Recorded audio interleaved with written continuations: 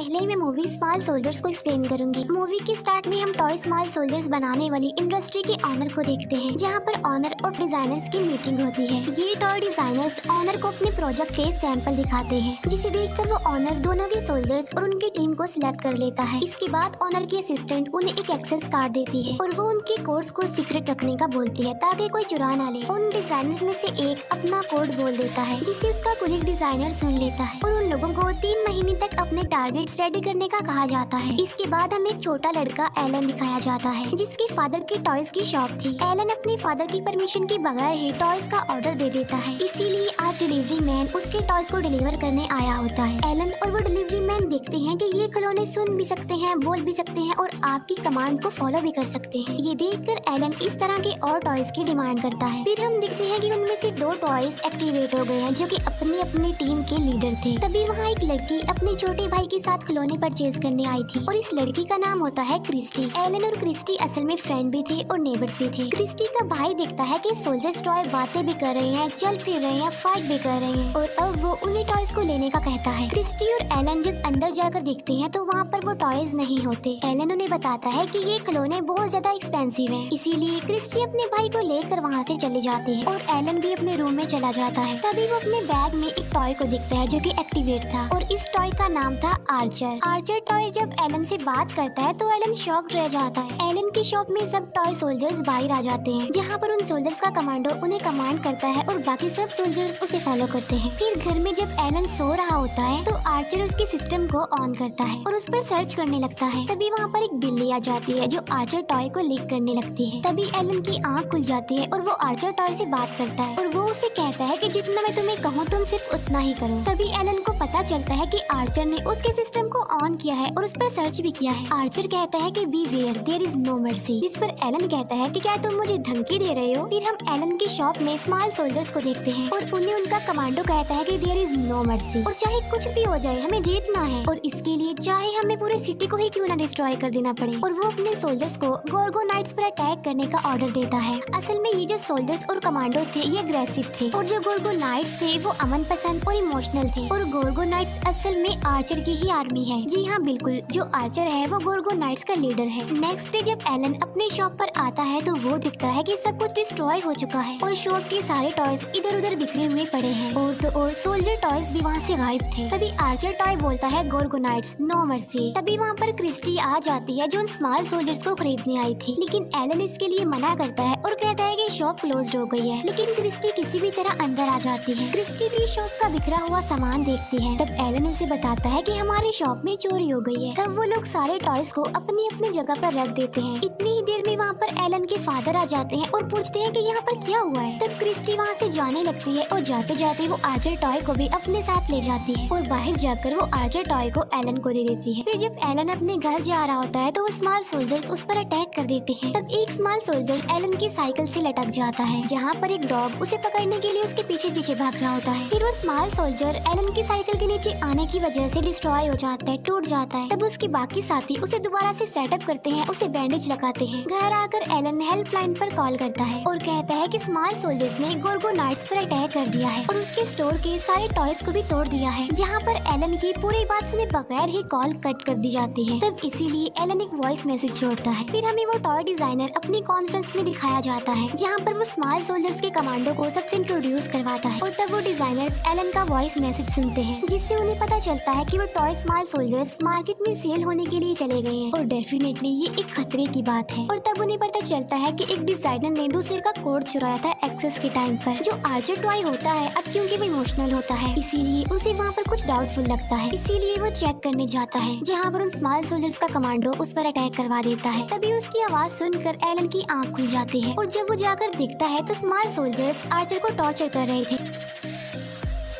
और यहाँ पर एलन आकर उसे बचा लेता है। इतनी ही देर में वहाँ पर एलन के पेरेंट्स भी आ जाते हैं और एलन उन्हें सारी बात बता देता है और वो अपने पेरेंट्स को सॉरी भी बोलता है और साथ साथ वो उन्हें आर्चर टॉय भी दिखाता है और बताता है कि ये बातें भी कर सकता है, चल फिर भी सकता है और कमांड को फॉलो भी कर सकता है। लेकिन उस टाइम आर्चर कोई भी रिस्पॉन्स नहीं करता। एलन के पेरेंट्स उस पर बहुत ज्यादा गुस्सा करते हैं, इसीलिए वो वहाँ से चला जाता है, जहाँ पर एलन अपने साथ आर्चर को भी लेकर जाता है। आर्चर एलन को बताता है कि मेरी आर्मी यानी गोर्गोनाइट्स अभी डिस्ट्रॉय नहीं हुए हैं, जिस पर एलन पूछता है तो फिर वो कहाँ पर है। फिर वो स्मॉल सोल्जर्स एक जगह पर पहुँचते हैं जहाँ पर उनका एक सोल्जर मर जाता है, जिस पर कमांडो कहता है कि हम इसका बदला जरूर लेंगे और वो अपने सोल्जर्स को वॉर की तैयारी करने के लिए बोलता है। दूसरी तरफ एलन को गोर्गोनाइट्स बाहर ट्रैश में मिल जाते हैं, जिसे देखकर एलन को पता चल जाता है कि वो डिस्ट्रॉय नहीं हुए हैं, इसीलिए वो खुश हो जाता है। फिर वो दोनों टॉय डिजाइनर्स लैब में आ जाते हैं जहाँ पर उन्हें पता चलता है कि X10000 एक मास्टरपीस माइक्रो प्रोसेसर है और ये टाइम के साथ साथ और ज्यादा डेवलप होते जाएंगे। एलन क्रिस्टी से फोन पर बातें कर रहा होता है और उनकी बातें कमांडो सुन लेता है। फिर वो स्मॉल सोल्जर्स अपने वेपन्स बना रहे होते हैं और वो गोर्गोनाइट्स को डिस्ट्रॉय करने का प्लान बनाते हैं और वो जल्दी से क्रिस्टी के घर पहुंच जाते हैं, जहां पर वो क्रिस्टी के पेरेंट्स को नींद की मेडिसिन देकर उन्हें सुला देते हैं, जहां पर क्रिस्टी का छोटा भाई उन्हें देख लेता है और वो सब मिलकर क्रिस्टी के भाई को भी बांध देते हैं और वहाँ पर जितनी भी डॉल्स होती हैं वो उनको टारगेट कर देते हैं। कमांडो कहता है कि ये डॉल्स हमारी न्यू आर्मी है और वो उन्हें अपने मरे हुए सोल्जर्स की बैटरी से एक्टिवेट कर देते हैं। फिर क्रिस्टी अपने फ्रेंड के साथ अपने घर पर आ जाती है और उसका फ्रेंड उसे ड्रॉप करके चला जाता है और वो अपनी जैकेट कबर्ड में रख रही होती है, जहाँ पर कबर्ड में उसके भाई को बांध कर रखा गया था, लेकिन क्रिस्टी की नजर उस पर नहीं पड़ती। फिर वो अपने रूम में जाती है जहाँ पर वो अपनी डॉल्स को देखकर शॉक्ड रह जाती है और तब उसकी डॉल्स उसे नीचे गिराकर बांध देती है, लेकिन तभी उसका फ्रेंड उसकी आवाज सुन के दोबारा से घर में आ जाता है, जहाँ पर वो सोल्जर्स उस पर अटैक कर देते हैं और सोल्जर्स उसकी बॉडी पर आग लगा देते हैं। फिर वो स्मॉल सोल्जर्स एलन के पास क्रिस्टी की वीडियो कैसेट भेजते हैं जिसमें कहा गया था कि गोर्गोनाइट्स को हमारे हवाले कर दिया जाए। तब एलन एक बॉक्स पर गोर्गोनाइट्स लिखकर उसे घर के बाहर रख देता है और वो आर्चर टॉय को क्रिस्टी के घर भेजकर उसके घर का दरवाजा खुलवाता है और खुद अंदर चला जाता है, जहाँ पर वो डॉल्स उस पर भी अटैक कर देती है और तब आर्चर क्रिस्टी को छुड़वाने लगता है और अब वो दोनों मिलकर डॉल्स को डिस्ट्रॉय करने लगते हैं। फिर स्मॉल सोल्जर्स उस बॉक्स को ब्लास्ट कर देते हैं क्योंकि वो समझ रहे थे कि उस बॉक्स में गोर्गोनाइट्स हैं, लेकिन उसमें गोर्गोनाइट्स नहीं बल्कि एक रिकॉर्डर था। ये देखकर वो सोल्जर्स और कमांडो एलन और क्रिस्टी पर अटैक कर देते हैं। तब वो दोनों वहाँ से भागने लगते हैं, लेकिन तब वो देखते हैं कि वहाँ पर वो सोल्जर्स भी आ गए हैं और उनके पीछे पड़ गए हैं और सोल्जर्स उन पर अटैक करते हैं और उनका रास्ता रोकने की कोशिश करते हैं, लेकिन तभी वहाँ पर एक ब्लास्ट होता है जिसे देखकर एलन और क्रिस्टी समझ रहे थे कि वो सोल्जर्स डिस्ट्रॉय हो गए हैं और इसीलिए वो रिलैक्स होकर अपने घर जा रहे होते हैं, लेकिन तभी वो सोल्जर्स दोबारा से उड़ जाते हैं। फिर वो दोनों टॉय डिजाइनर्स एलन के पास पहुंचते हैं। तब एलन बताता है कि कमांडो में कोई खराबी है, कोई गड़बड़ है उसमें, और तभी दूसरे डिजाइनर को गोर्गोनाइट्स दिखाई देते हैं क्योंकि इसी डिजाइनर ने गोर्गोनाइट्स को डिजाइन किया था। लेकिन तभी वहाँ पर लाइट्स ऑफ हो जाती है और बाहर वो स्मॉल सोल्जर्स आ जाते हैं और उन्होंने उस डिलीवरी मैन को ट्रक में ही बांध दिया था। क्रिस्टी का फादर इस सब को सिर्फ एक गेम समझ रहा था, इसीलिए वो बाहर जाता है जहाँ पर वो स्मॉल सोल्जर्स उन लोगों पर अटैक कर देते हैं और उन लोगों पर वो बॉम्ब्स फेंकते हैं। फिर वो एक काफी बड़ा ब्लास्ट करके उनके दरवाजे को तोड़ देते हैं और खुद अंदर आ जाते हैं और अब वो उनके घर में भी घुस गए थे। आर्चर अपनी आर्मी यानी गोर्गोनाइट्स को कहता है कि हमें एलन की हेल्प करनी चाहिए और तब सारे गोर्गोनाइट्स उन सोल्जर से लड़ने के लिए बाहर आ जाते हैं। तब एक सोल्जर एलन के फादर को एक जाल में फंसा देता है। तभी एलन को बचाने के लिए आर्चर उस कमांडो से फाइट करता है, लेकिन वो कमांडो आर्चर को ही मारकर नीचे फेंक देता है। तब गुस्से में आकर एलन कमांडो को इलेक्ट्रिक शॉक देकर उसे मार डालता है। कमांडो के मरने से वहाँ पर ब्लास्ट हो जाता है और सारे स्मॉल सोल्जर्स भी डिस्ट्रॉय हो जाते हैं। नेक्स्ट इंडस्ट्री का ऑनर वहाँ पर आता है और जितने भी लोगों का नुकसान हुआ होता है उसे पूरा करने के लिए वो सबको चेक देता है। एलन समझ रहा था कि सब गोर्गोनाइट्स डिस्ट्रॉय हो गए हैं, लेकिन तभी उसे आर्चर समेत सारे गोर्गोनाइट्स मिल जाते हैं जो कि एक्टिवेट ही होते हैं और फिर एलन उन सबको उस जगह पर लेकर जाता है जिसके बारे में आर्चर ने नेट पर सर्च किया था और यहीं पर मूवी स्मॉल सोल्जर्स एंड हो जाती है। और अब मैं एक्सप्लेन करने वाली हूँ डाउन साइजिंग मूवी को। मूवी के स्टार्ट होते ही हमें बताया जाता है कि साइंटिस्ट ने एक ऐसी टेक्निक बना ली है जिसे किसी भी इंसान को साइज में छोटा किया जा सकता है। इस टेक्निक का नाम होता है डाउन साइजिंग। इसका इस्तेमाल करके किसी भी इंसान को 5 इंच का किया जा सकता है।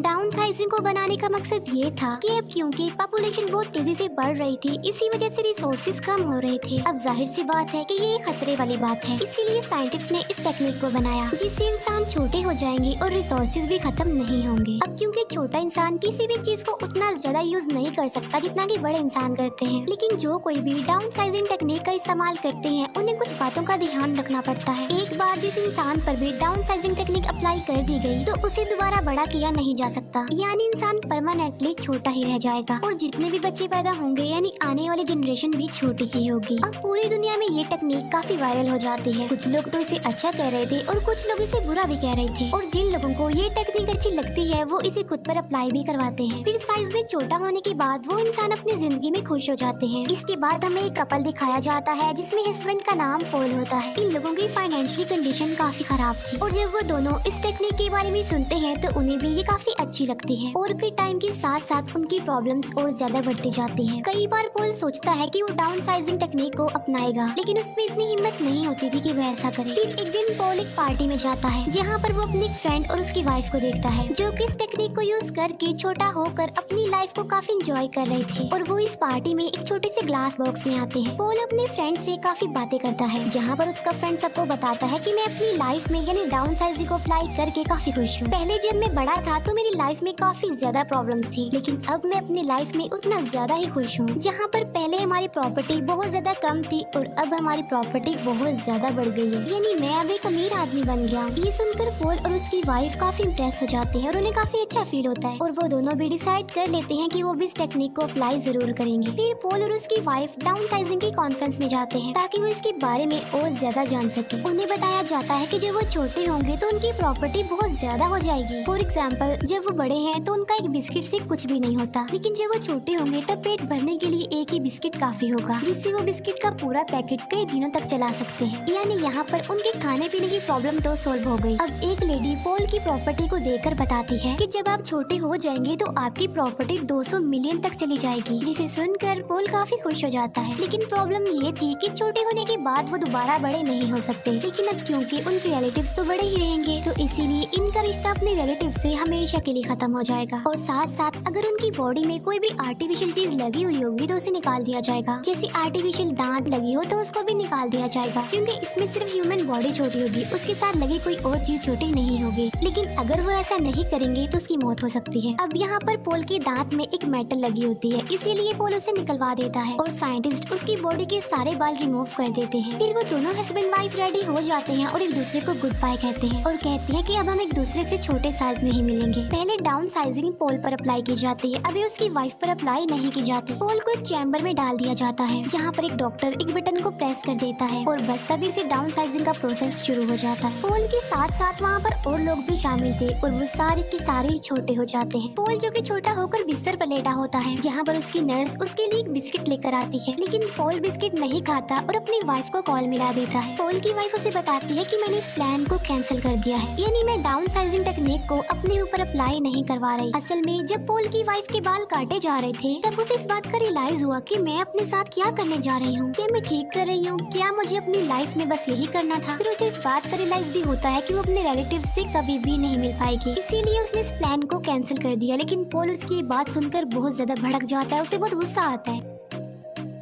क्योंकि अब वो छोटा हो गया था और दोबारा वो बड़ा नहीं हो सकता था, और इसी वजह से उन दोनों में सेपरेशन हो जाती है क्योंकि वो दोनों अब साथ नहीं रह सकते। इसके बाद पॉल अपनी लाइफ स्पेंड करने के लिए किसी दूसरी जगह पर चला जाता है और ये जगह खास तौर पर डाउन साइजिंग लोगों के लिए बनाई गई थी। पॉल वहाँ पर एक घर में बिल्कुल अकेला रहता था, उसके साथ उसके कोई फ्रेंड्स नहीं थे। फिर काफी टाइम गुजर चुका था और पॉल अपनी वाइफ को डिवोर्स भी दे चुका था ताकि वो अपनी लाइफ का एक न्यू स्टार्ट ले सके। फिर अगले दिन वो न्यूज देखता है जिसमें वो देखता है कि अमेरिका से एक बॉक्स भेजा गया था जिसमें तकरीबन 15 लोग डाउन साइजिंग टेक्निक को यूज करके यहाँ पर आ रहे थे, लेकिन उनमें सब लोग मर गए सिवाय एक लड़की के। फिर पॉल एक पार्टी के बाद अपने घर में आकर सो जाता है। फिर नेक्स्ट डे उसे वही लड़की दिखाई देती है जिसे उसने न्यूज में देखा था। वो लड़की उस घर को साफ करती है और पॉल के लिए खाना बनाती है। असल में उस लड़की का कोई घर नहीं होता और पॉल भी अकेला रह रहा था, इसीलिए उसे यहाँ पर भेज दिया गया। फिर ये दोनों एक दूसरे से काफी घुल मिल जाते हैं और एक दूसरे को काफी पसंद करने लगते हैं। फिर वहीं पर हमें एक टूटा फूटा एरिया भी दिखाया जाता है और ये भी छोटे लोगों का ही एरिया था। ये वो छोटे लोग थे जिन्होंने डाउन साइजिंग टेक्निक को यूज तो किया लेकिन गलत तरीके से किया, इलीगल तरीके से किया, और इसीलिए वो यहाँ पर रह रहे हैं, यानी उन्हें डाउन साइजिंग टेक्निक अपनाने का कोई भी फायदा नहीं हुआ। जैसे उनकी लाइफ बड़े होने पर थी, छोटे होने पर भी उनकी लाइफ वैसे ही थी, यानी उन्हें ज्यादा फर्क नहीं पड़ा। फिर पॉल वहाँ जाने का फैसला करता है जहाँ से इस टेक्निक का आगाज हुआ था, और जिस साइंटिस्ट ने सबसे पहले इसे खुद पर अप्लाई किया था वो भी वहीं पर ही रहता था, क्योंकि पॉल उससे जानना चाहता था कि क्या वो दोबारा किसी तरीके से बड़ा हो सकता है। वो साइंटिस्ट साइंटिस्ट कहता है कि मैंने बड़ी मेहनत करके इस दुनिया को बचाने के लिए ये टेक्निक बनाई थी, लेकिन हकीकत तो ये है कि अब तुम बड़े नहीं हो सकते बल्कि हमेशा ऐसे ही छोटे रहोगे। और अब पोल भी समझ जाता है कि वो अब कभी भी दोबारा बड़ा नहीं हो सकता, लेकिन वो खुश था क्योंकि उसे एक अच्छा पार्टनर जो मिल गया था उस लड़की की सूरत में, और उसके साथ ही वो खुशी खुशी अपनी लाइफ गुजार सकता है। और साइंटिस्ट बताता है कि मैंने इस जगह को कुछ ऐसे डिजाइन किया है कि यहाँ पर कोई भी खतरा नहीं आ सकता और ये कभी भी खत्म नहीं होगी, और अगर तुम चाहो तो हमारे साथ रह सकते हो। जिस पर पोल कहता है कि नहीं, जमीन खत्म होने के साथ मैं भी उसके साथ खत्म होना चाहता हूँ और मेरी जितनी भी जिंदगी बची है मैं उसे अच्छे से खुशी खुशी गुजारना चाहता हूँ। और इसीलिए वो वापस अपनी जगह पर आ जाता है और उस लड़की के साथ बहुत अच्छी सी जिंदगी गुजारने लगता, एक नया स्टार्ट लेकर। और इसी के साथ ही मूवी यहीं पर एंड हो जाती है। Thank you for watching.